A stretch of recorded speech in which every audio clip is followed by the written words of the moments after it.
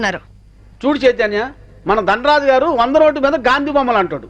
ఆయన ట్రాన్స్కోకి బాకీ ఉన్నారని, మన ఆఫీసుని మర్డర్ చేశారని కేసు పెట్టారంట. అవును సార్.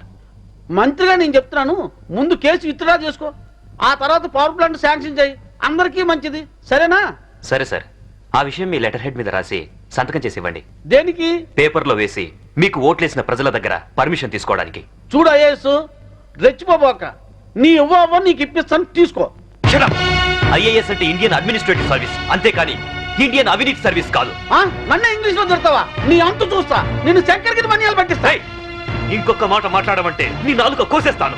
నీలాంటి బ్రోకర్లు మంత్రి పదవుల్లో ఉండబట్టే ఈ రోజు కరెంటు ధరలు విపరీతంగా పెరిగి సామాన్యులు బల్బు వెలిగించుకోవడానికి కూడా భయపడుతున్నారు. రైతులు కరెంటు బిల్లులు కట్టలేక ఆత్మహత్య చేసుకుంటున్నారు.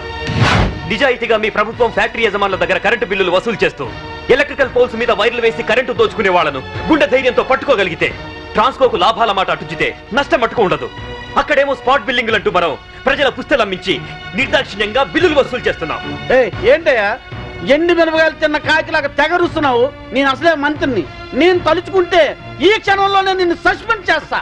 నువ్వు నన్ను సస్పెండ్ చేయలేవురా, ఎందుకంటే నా సిన్సియారిటీకి ఎప్పుడో ఒకప్పుడు ఇలాంటి ఎదురు దెబ్బ తగులుతుందని నాకు బాగా తెలుసు. అందుకే ఈ రిజిగ్నేషన్ లెటర్ ఎప్పుడు నాతోనే ఉంటుంది. This is my resignation letter. Good bye. అమ్మో, వీడు రాజీనామా ఆమోదిస్తే నా అవినీతి భాగవతం బయటకు వస్తుంది, వీడు ఇంకో ఐఏఎస్ రాజకీయ నాయకుడు అవుతాడు. ఈ రాజీనామా లెటర్ నేను చింపారిస్తే ఏ గొడవ ఉండదు. ఇప్పుడు రాజీనామా చేయాల్సిన అవసరం ఏమొచ్చింది? రాజీపడి బతకలేక? రాజీ పడమని ఎవరన్నారు? రాజకీయంగా పలుకుబడి ఉన్నవాళ్ళు. ఏమిటండి ఇది? ఎవరో ఏదో అన్నారని ఉద్యోగం వదిలేసుకుంటారా? చాంతాడు తక్కువగా ఉందని బావని పూడ్చుకుంటారా? ఇది నీళ్లున్న బావి కాదు శాంభవి, ఎండమావి. ఈ సిస్టమ్ మొత్తం అవినీతితో పొల్యూట్ అయిపోయింది. అందరితో పాటు నేను పొల్యూట్ కాలేను. పొల్యూట్ అవుతుందని ఎందుకు అనుకుంటున్నారు? ఉద్యోగంలోనే పోరాడొచ్చు కదా. అంత ధైర్యం లేనప్పుడు ఐఏఎస్ ఎందుకు చదివారు? బుద్ధి లేక. అమ్మాయి చెప్పింది కరెక్ట్ నాన్న, ఇది మా భార్యాభర్తల విషయం. మధ్యలోకి రావద్దు అంటావు అంతేనా? రై, ఊరంతా కాదన్నా మీ ఇద్దరి పెళ్లి చేసింది నేను రా. మీరు భార్యాభర్తలు కావడానికి కారణం నేను కావచ్చు, కానీ ఇది మా పాలసీకి సంబంధించిన మ్యాటర్. మీకేం తెలియదు, మీరు వెళ్ళండి. ఏమండి, ఆవేశపడుకుని ఒక నిమిషం ఆలోచించండి ప్లీజ్. చూడు, నేను జాబ్ లేకుండా ఇంట్లో ఉండడం నీకు అవమానంగా అనిపిస్తే భర్త పోస్టు కూడా రిజైన్ చేస్తాను.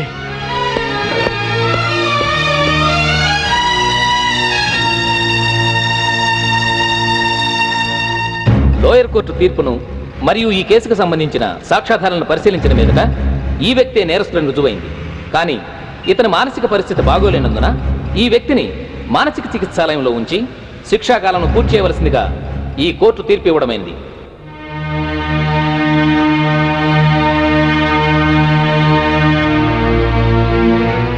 ఆ రోజు నా కొడుకు రిజైన్ చేశాడంటే తప్పు చేశాడేమో అనుకున్నాను, కానీ ఇప్పుడు అనిపిస్తుందమ్మా వాడు చేసింది కరెక్టేనని. మనకేదన్నా అన్యాయం జరిగితే కోర్టుకి వెళ్తాం, కానీ కోర్టులే అన్యాయం చేస్తే ఎక్కడికి వెళ్తాం? అందుకే నువ్వు రిజైన్ చేసి నాకు వచ్చే పెన్షన్తో ఏ టెన్షన్ లేకుండా అందరం హాయిగా బతికించు. Madam phone. హలో. ఏంటి వాయిస్ చాలా లోలో ఉంది? కోర్టులో జరిగిన దానికి అప్సెట్ అయ్యావా? ఎందుకు ఫోన్ చేసావు? నా తమ్ముడు సేఫ్ గా రిలీజ్ అయిన అకేషన్ లో సిటీలో ఉన్న వివిఐపీలందరికీ నేను ఒక చిన్న పార్టీ ఇస్తున్నాను. ఏంటి ఆలోచిస్తున్నావు? నువ్వు తప్పకుండా వస్తావులే, మినిస్టర్లంతా వస్తున్నారు కదా, వాళ్లకు సెక్యూరిటీగా. బాయ్. Okay okay.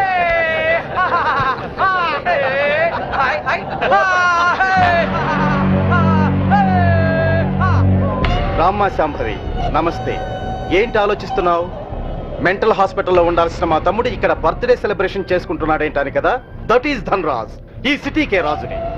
మీ పోలీస్ డిపార్ట్మెంట్ మా లాంటి విలల్ని ఏమీ చేయలేదు. నీ చేతిలో ఉన్న ఈ లాఠీ నీకు ఊతకర్రగా ఉపయోగపడుతుందేమో, కానీ మాలాంటి వాళ్ళ మీద ప్రయోగించడానికి మాత్రం పనికిరాదు. నీ బెల్ట్, నీ ప్యాంట్ టైట్ గా ఉంచడానికే తప్ప మా మీద నీ పవర్ చూపించడానికి మాత్రం కాదు. పోతే నీ షూస్ లెఫ్ట్ రైట్ కొట్టడానికే తప్ప మాలాంటి వాళ్ళని కొట్టడానికి మాత్రం అస్సలు పనికిరాదు. ఈ మాత్రం చిన్న విషయం తెలుసుకున్నావనుకో, నువ్వు జీవితంలో బాగా పైకొస్తావు. It's my personal opinion.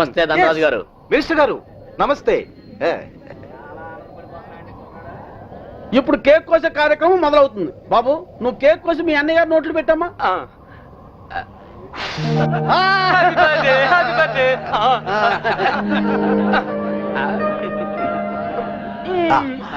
నాకొకటి పెట్టు అంకుల్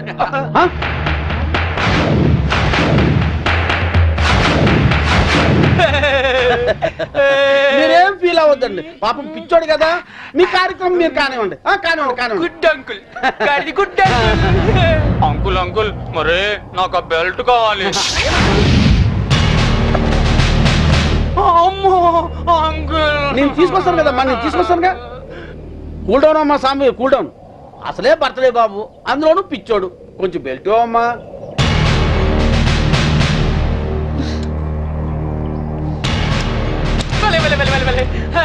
Thanks అమ్మా. ఇదిగో తీసుకో బాబు. అంకుల్ అంకుల్ మరి నేను ఇప్పుడు ఒక ఆట ఆడుకుంటానే. అలాగే ఏమవుతామా?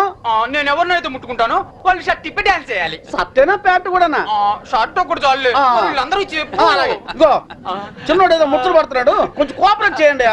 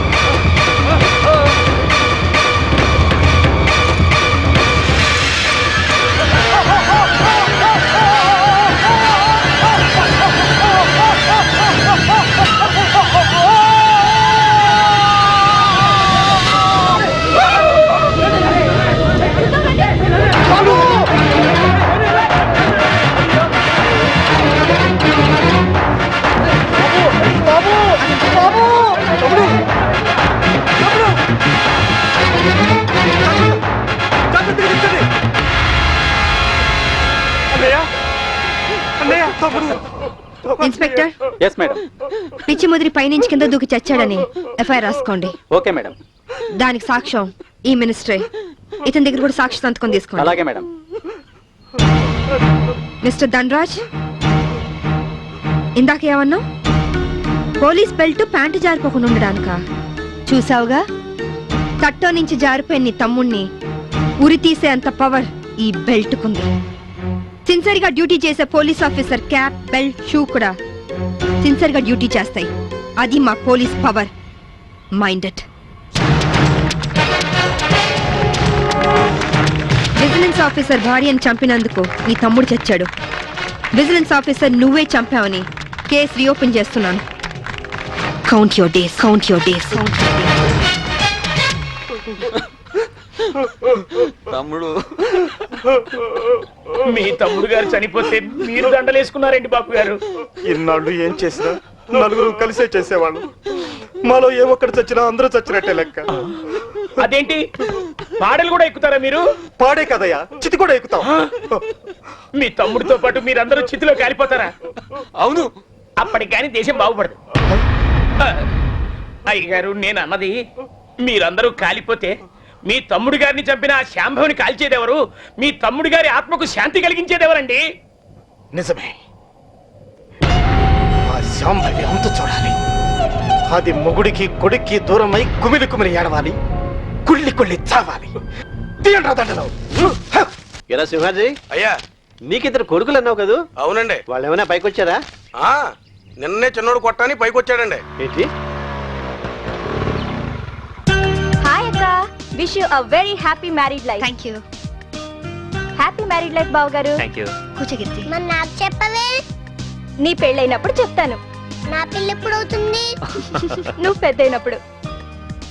మమ్మీ, నేను పెద్ద అయ్యాక ఇలాంటి బోట్ కొనిస్తావా? అసలు పెద్ద అవ్వకూడదురా. ఏ? కీర్తి, వీడు పెద్ద అయ్యాక ఎవరో ఒక అమ్మాయిని తీసుకుని బోట్ షికార్కి వెళ్ళిపోతాడు. నేనేమంటారు దాన్ని అయిపోతాను. అప్పుడు నాతో ఎవరు షికార్ చేస్తారు? డాడీ. మీ డాడీయా? ఆయన బోట్ ఎక్కరు. ఏ? ఆయనకి నీళ్ళంటే భయం. అవునా డాడీ? కాదు, మీ అమ్మంటే. కాదు అదే.